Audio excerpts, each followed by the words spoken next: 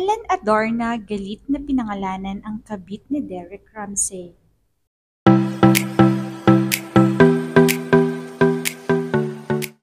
Trending at mainit nga ngayong topic sa buong social media platforms ang issue patungkol kina Derek Ramsey at Ellen Adarna matapos maglabas ni Ellen ng resibo sa pambababae ni Derek. Matatandaan ngang matagal-tagal na nang nababalita ang hiwalay na ang dalawa. Subalit itinanggi ito ng magkabilang kampo at hindi rin diretsahang ina-address kung ano ba talaga ang issue sa pagitan nilang dalawa. Hanggang sa napansin na lamang ng netizen na hindi man lang present si Derek sa first birthday ng kanyang anak kay Ellen. Dito na nga natuloy ang haka-haka ng mga tao. At isang pasabog lang inilabas ni Ellen upang kumpirmahin na totoong nagloko si Derek sa kanya at ang mahigpit pa ay nangyari ang panloloko mula pa noong bagong kasal sila.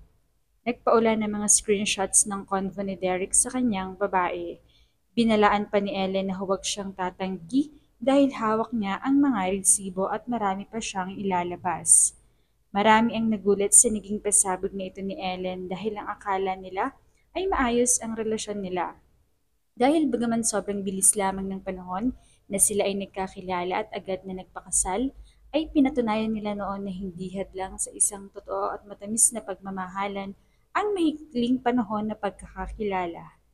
Kaya naman ngayon ay palaisipan kung sino ang babaeng sumira sa kanilang relasyon. Ayon kay Ellen, matatag siyang babae at oras na maagrabyado siya ay hindi siya magdadalawang isip na lumaban at maghiganti. Kaya naman wala raw siyang pakialam kung mawawalan siya ng asawa at kung maghihiwalay sila ni Derek kahit nakasal sila. Hindi nga akalain ni Ellen na magkakaroon o magkakaganoon ang marriage nila. Kaya naman ayon pa sa kanya, grabe ang babaeng ito. Matagal na siyang bahagi ng buhay ni Derek. Pero ang akala ko ay kaibigan lamang iyon noon.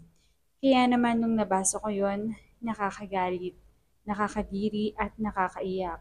Of course, umiyak ako. Akala lang ng iba, matatag ako at matapang. Pero deep inside, sobrang durog ako. Kasi sa pangalawang pagkakataon, mawawala na naman ako ng partner sa buhay, dagdag ni Ellen.